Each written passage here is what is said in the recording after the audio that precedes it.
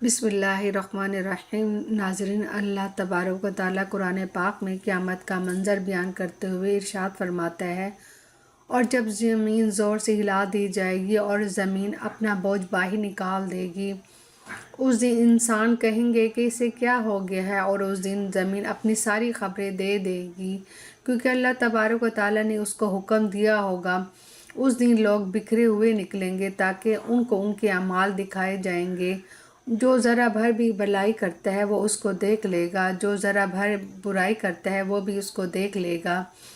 ناظرین، قیامت کا قائم ہونا وہ حکم الہی ہے جو ہر حال میں پورا ہوگا، اور اس دن کسی جان کو چھٹکارا حاصل نہ ہوگا۔ اس دن انسان کو اس کے اعمال کا پورا بدلہ دیا جائے گا اور کوئی کسی کو ملامت نہ کر سکے گا۔ آج کی اس ویڈیو میں ہم آپ کو بتائیں گے کہ قیامت کے دن تمام جہنمی کے سامنے شیطان کو کیسے لایا جائے گا، اور اس دن شیطان تمام جہنمی کے سامنے ایسا کون سا خطاب کرے گا جس خطاب کو سننے کے بعد تمام جہنمی چیخیں مار مار کر رونے لگ جائیں گے، اور اس خطاب کو سننے کے بعد ہر ایک اللہ تبارک و تعالیٰ کا نافرمان جہنمی تڑپ اٹھے گا اور زاروں کی طرح رونے لگ جائے گا۔ ناظرین، یہ خطاب شیطان کا آخری خطاب ہوگا۔ اس خطاب میں شیطان لوگوں سے کیا کہے گا اور اس خطاب کے بعد شیطان کے ساتھ کیا سلوک کیا جائے گا، ان تمام تر سوالات کے جوابات قرآن و حدیث کی روشنی میں آج کی اس ویڈیو میں ہم آپ کو بتائیں گے۔ لہٰذا آپ سے گزارش ہے کہ ہماری اس ویڈیو کو اینڈ تک ضرور سنیے گا۔ جب سے اللہ تبارک و تعالیٰ نے انسان کی تخلیق فرمائی ہے، تب سے لے کر قیامت تک ایک ایسی دشمنی ہے جو قیامت تک قائم رہے گی، اور یہ دشمنی انسان اور شیطان کے درمیان کی دشمنی ہے۔ انسانوں اور شیطانوں کے درمیان یہ دشمنی اس وقت شروع ہوئی جب اللہ تبارک و تعالیٰ نے کائنات کے سب سے پہلے انسان کو تخلیق فرمایا اور تمام فرشتوں کو حضرت آدم علیہ السلام کو سجدہ کرنے کا حکم دیا، تو تمام فرشتوں نے اللہ تبارک و تعالیٰ کے حکم کے مطابق حضرت آدم علیہ السلام کو سجدہ کیا، لیکن شیطان مردود نے سجدہ نہ کیا۔ شیطان مردود کو اس سے پہلے رئیس الارض اور سید الملائکہ کہا جاتا تھا، اور یہ اللہ تبارک و تعالیٰ کے ہاں بڑا مقام رکھتا تھا، اور اس کے مقام کا اندازہ اس بات سے لگایا جا سکتا ہے کہ اس کا تخت اللہ تبارک و تعالیٰ کے عرش کے نیچے بچھایا جاتا تھا جب یہ فرشتوں کو علم سکھایا کرتا تھا۔ ناظرین، جب شیطان مردود نے اللہ تبارک و تعالیٰ کی نافرمانی کی اور خود کو حضرت آدم علیہ السلام سے افضل سمجھا، تو اسی وقت اللہ تبارک و تعالیٰ نے شیطان مردود کی شکل کو بگاڑ دیا۔ اللہ تبارک و تعالیٰ نے شیطان مردود کے منہ کو خنزیر کی طرح بنا دیا، اور اس کا سر اونٹ کے سر جیسا ہے، اور اس کا سینہ اونٹ کے کوہان جیسا ہے، اور اس کا چہرہ ایسے جیسے بندر کا چہرہ ہوتا ہے، اور اس کے ہونٹ بیل کے ہونٹوں کی طرح لٹکے ہوئے ہیں، اور دانت خنزیر کے دانتوں کی طرح باہر نکلے ہوئے ہیں، اور اس کی داڑھی پر 7 بال ہیں۔ جب اس طرح شیطان کی صورت کو مسخ کر دیا گیا اور اس کی صورت کو سب سے بدترین صورت بنا دیا گیا، اس کے بعد اللہ تبارک و تعالیٰ کے حکم سے شیطان مردود کو آسمانوں سے زمین کی طرف پھینک دیا گیا۔ اس طرح جب یہ ملعون زمین پر گرا تو اس کے دل میں حضرت آدم علیہ السلام اور اس کی اولاد کے خلاف نفرت اور حسد کی آگ بھڑک اٹھی۔ اسی دن سے شیطان مردود اور انسانوں کے درمیان دشمنی جاری ہو گئی۔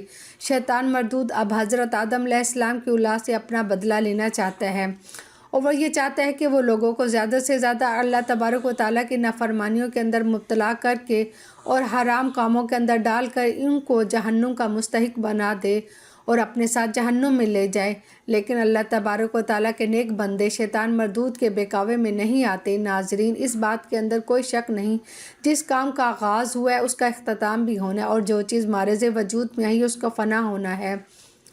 ناظرین، جب دنیا کا اختتام ہونے لگا گا تو قرب قیامت حضرت عیسیٰ علیہ السلام تشریف لائیں گے۔ حضرت عیسیٰ علیہ السلام کے بعد سے دنیا کے اندر ایک خوبصورت خوشبودار ہوا چلے گی، جس ہوا کی وجہ سے تمام زمین پر رہنے والے مسلمان اور مومنین کی روحیں پرواز کر جائیں گی۔ اس وقت زمین کے اندر، زمین کے اوپر کوئی مسلمان باقی نہ رہے گا۔ اس وقت زمین پر صرف کافر اور مشرک لوگ ہی رہیں گے۔ اس وقت تمام کافر اور مشرک لوگ اس روئے زمین پر 40 سال تک زندہ رہیں گے۔ اس عرصے کے دوران کسی کافر یا مشرک کی اولاد پیدا نہ ہوگی اور نہ ہی کوئی بچہ اس دنیا میں آئے گا۔ اس وقت روح زمین پر رہنے والے تمام لوگوں کی عمریں 40 سال ہوں گی، اور کسی کی بھی عمر 40 سال سے کم نہ ہوگی۔ ناظرین، یہ دور وہ ہولناک دور ہوگا کہ جس دور کے اندر تمام لوگ اپنے کاموں میں مصروف ہوں گے۔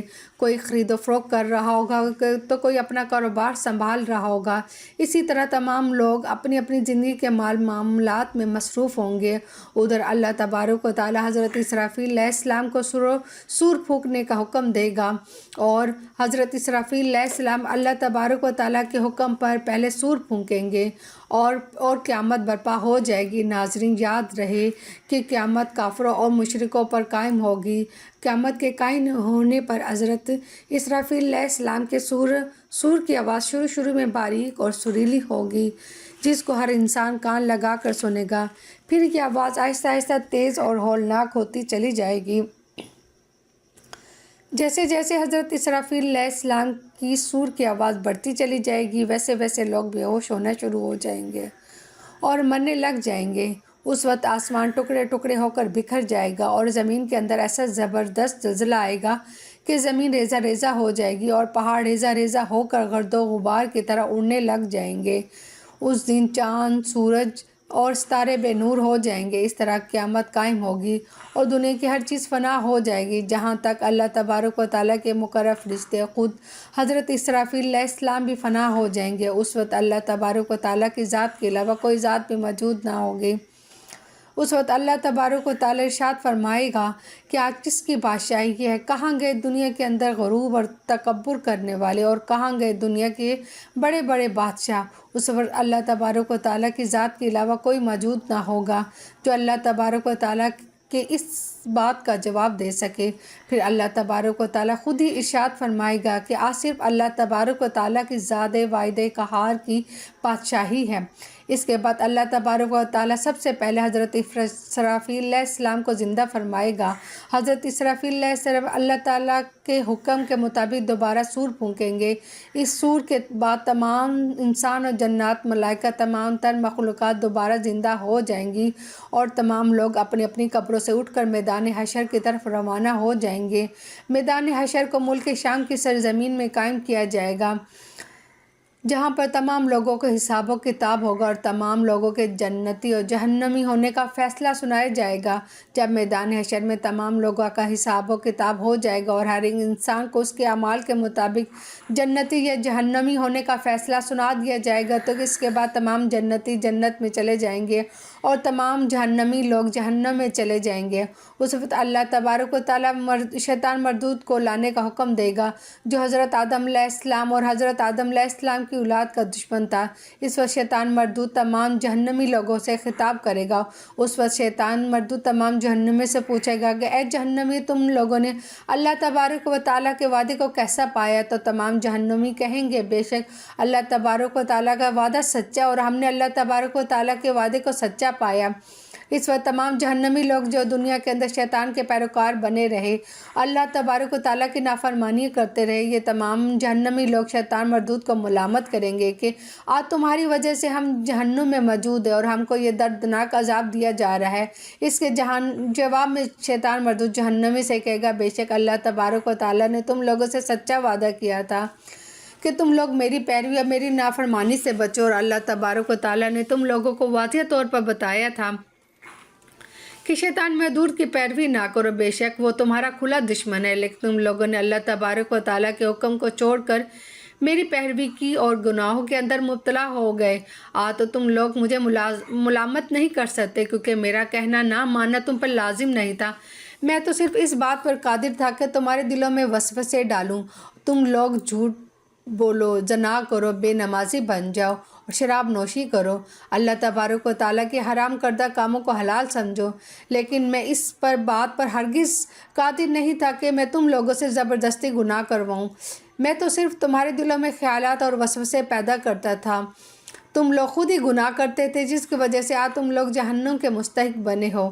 اس وقت شیطان مردود جہنمی سے کہے گا کہ آج تم لوگ مجھے قصوروار نہ ٹھہراؤ، بلکہ قصوروار تم خود ہو۔ تم لوگوں نے اپنے رب کو چھوڑ کر مجھے اللہ تبارک و تعالیٰ کا شریک بنایا، اللہ تبارک و تعالیٰ کی نافرمانی کی اور میرا حکم مانا۔ شیطان مردود جب جہنم میں جہنمی سے خطاب کر رہا ہوگا، اس وقت وہ لوگ جنہوں نے شیطان کی پیروی کرتے ہوئے گزاری، وہ لوگ چیخے مار کر رونے لگ جائیں گے، اور پچھتانے لگ جائیں گے اور اپنے کیے ہوئے اعمال پر پچھتائیں گے، لیکن اس وقت ان کا پچھتانا کسی کام نہ آئے گا۔ وہ لوگ شیطان کے دھوکے میں آ کر جہنم میں چلے جائیں گے۔ یہ لوگ شیطان کے سامنے زاروں کی طرح روئیں گے اور شیطان سے کہیں گے کہ یہ ہمارے عذاب میں کمی کرواؤ۔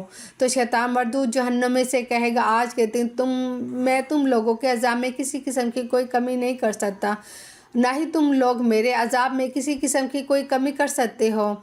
اور بے شک ظالموں کے اللہ تبارک و تعالیٰ کا دردناک عذاب ہے۔ اس کے بعد شیطان مردود کو آگ کی زنجیروں کے ساتھ جکڑ دیا جائے گا اور جہنم کے سب سے ہولناک درجے میں ڈال دیا جائے گا، اور شیطان مردود کو جہنم کے اندر تمام جہنمی کے مقابلے میں 70 گنا زیادہ عذاب دیا جائے گا۔ اس طرح شیطان مردود کی پیروی کرنے والے لوگ ہمیشہ ہمیشہ کے لیے جہنم کے مستحق قرار پائیں گے اور ہمیشہ ہمیشہ اللہ تبارک و تعالیٰ کے دردناک عذاب میں رہیں گے۔ آج بھی ہمارے پاس وقت ہے کہ شیطان مردود کو چھوڑ کر اللہ تعالیٰ کی طرف رجوع کر لیں اور اپنے تمام گناہوں سے معافی مانگ لیں گے۔